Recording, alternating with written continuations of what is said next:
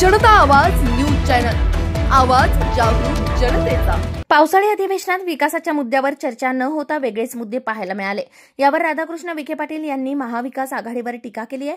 विरोधकांकडे आता कोणता अजेंडा नाही, त्यामुळे सरकारचं जे यश आहे त्याच्यातून जनतेचं लक्ष विचलित करण्यासाठी वेगवेगळ्या युक्त्या करण्यात येत आहेत। मात्र विरोधकांनी कितीही प्रयत्न केला तरीही त्यांना यश मिळणार नाही आणि महायुतीबरोबर जनतेचा जो विश्वास आहे तो वाढत चाललेला असल्याचं म्हटलंय।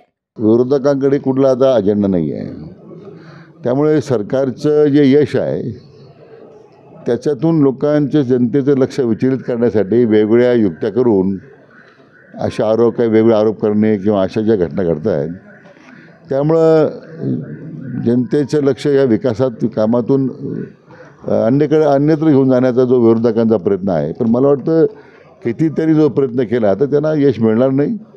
महायुतीच्या बरोबरचा जो विश्वास जनतेचा आहे तो कायम तर आहेच, परंतु दुसरीकडे तो वाढत चाललेला आहे। जनता आवाज न्यूज चॅनल, आवाज जागरूक जनतेचा।